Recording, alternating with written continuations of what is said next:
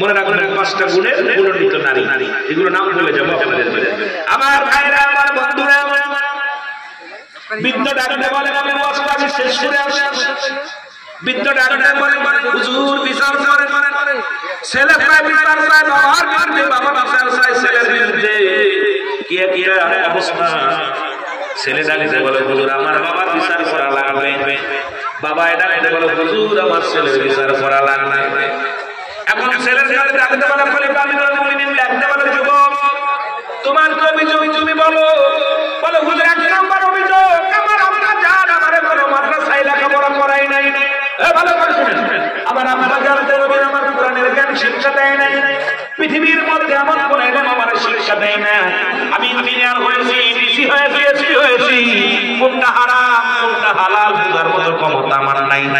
যদি আমার আব্বা মা আমারে কোরআন শিক্ষা দিত, হাদিস শিক্ষা দিত, ইলমে জ্ঞান, ইলমে হুজুরি, ইলমে হুজুরি যদি তাসাউফের জ্ঞান শিক্ষা দিত, এই দুনিয়ার মধ্যে আমি অন্যায় কাজে লিপ্ত হতাম না।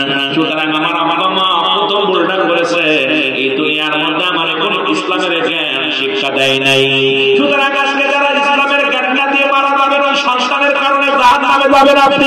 ওই সন্তান দাবি করবে আল্লাহ আমি তো ঘুষ খাই এর জন্য আমার আব্বা দায়ী, আমি সুদ খাই এর জন্য আমার মা দায়ী, আমি জিনা করি এর জন্য মা দায়ী, আমি অন্যায় করে চলি আমার জন্য মা বাবা দায়ী, আমি বেনামাজি এর জন্য মা বাবা দায়ী। কারণ এই সন্তান আপনার কাছে আমার মনে আছে খেয়ানত করার অধিকার পৃথিবীর মধ্যে আপনাকে দিয়া পাই না।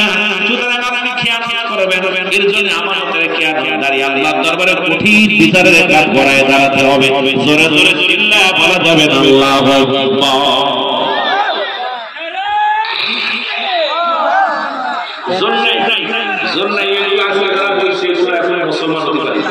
মুসলমান হলে আওয়াজ এই উচিত কথা কয়ে আওয়াজ করবে না, আর এটা কেউ শুনবে না।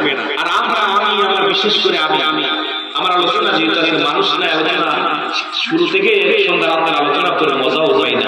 তবে কথা বলো রুলা বিন সিদ্দিকের জবান দিয়ে সবসময় হক কথাই বাইরে বাইরে কে ভালোবাসলো আর না বাসলো কিছু যায় আসে।